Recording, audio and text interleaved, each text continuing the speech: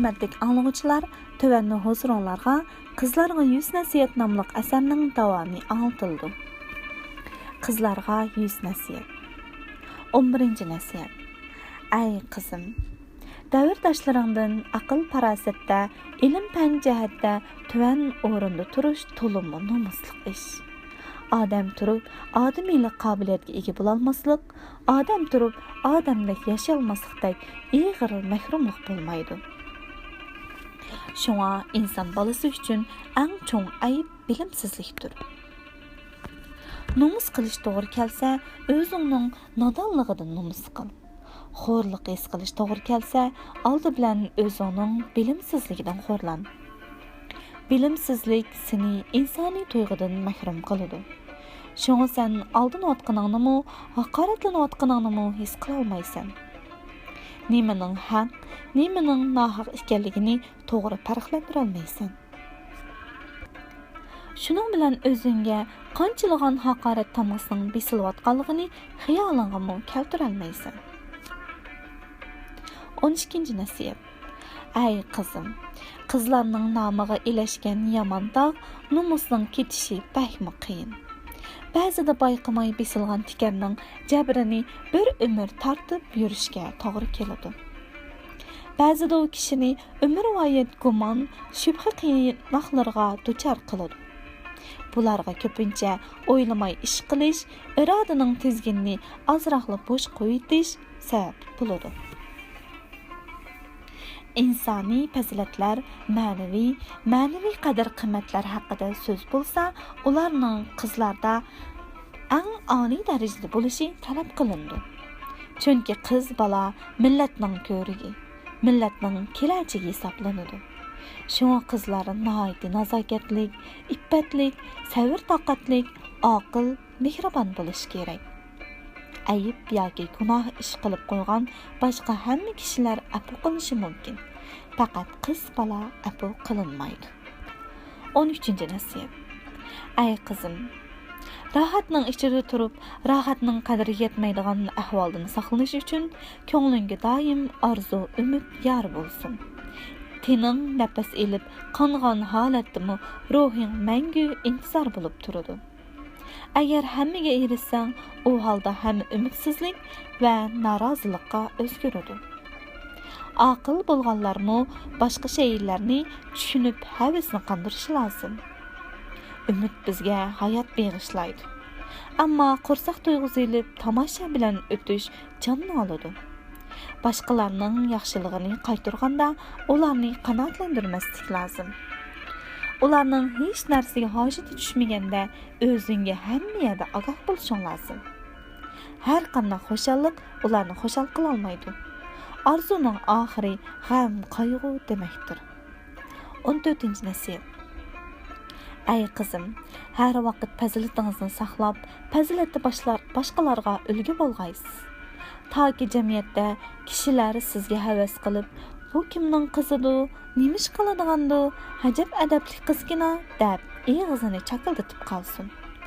Sizdan hargiz adabsiz qiliqlar sodir bo'lib qolmasin. Agar sizda kichikkina adabsizlik sezilib qolsa, shu hamon sha'ningiz bulg'anadi.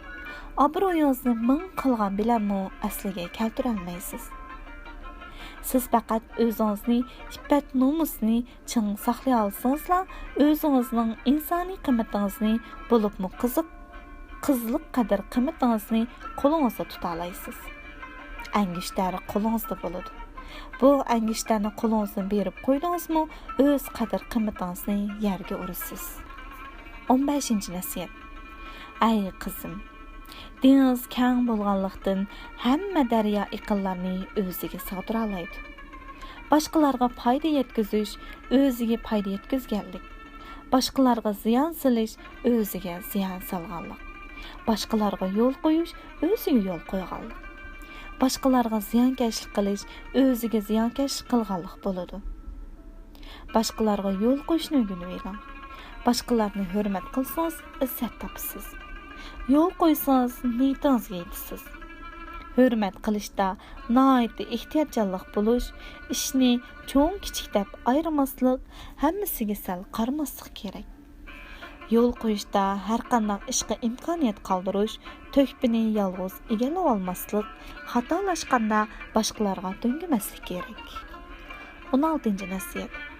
Ay qizim, mug'ambar odamlar hamisha yo'qlan ishlar bilan boshqalarni daydayga soladi.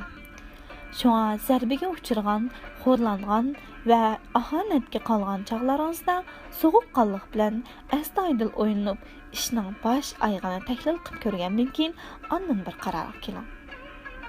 Bulubmu bəzilər sizə bəzi bir işlərdən alayda uçurub bergen çağlarda onun deganlarini inçik oylanıb, onun başqa bir g'ayri niyatning bar yo'qligini cho'nqur tahlil qiling. Çünki nurgun işler siz oylagandek unchavala addi bolmaydı. Onun arkasıga kişiге degilip olmaydigan birer muddao yoşurungan boludu. Şoňa koňlüňizde editlik san bolsun. Hergiz başkalarının kol çomug'iga aylanıp kalmang. 17. nasihat. Ay kızım, özüňizge toğru tunuşda bolmasyňyz, özüňizni küçlük ekenligingizge işenmeseňiz, başqalarının işentisi və hürmetiga sazovor bo'lishiniz texmi mumkin emas. Öz-özini rag'batlantirish, tezginlash davomida o'zligining butunlay yengilishi muqarrar oqibat paydo qiladi. O'zimizni to'g'ri tunib, o'zimizning obrazini yuksaltirishni uyangandila andin hatto o'zimiz muhmaydigan yoshirin engimizni uyg'ota olishimiz, andin tamoman yep-yangi go'zal hayotni yarata olishimiz mumkin. O'ziga ishonish mumkinsizlikni mumkinchilikka, arzuni reallikka aylantiradi. Ammo o'ziga ishonmaslik aslidagi mumkinchilikni mumkinsizlikka o'zgartiradi. 18. nasihat. Ay qizim, aqllarni o'zlariga dushman, hiyla mikrdan yaxshi muhofazat qiladi. Dushmanning yomon so'zlari bilan yo'ldan chiqmaydi. G'afil kishilar bo'lsa, dushmanning yolvurishi va muloyimligini ko'rib, adovatni unutadi va uningga oshna bo'ladi.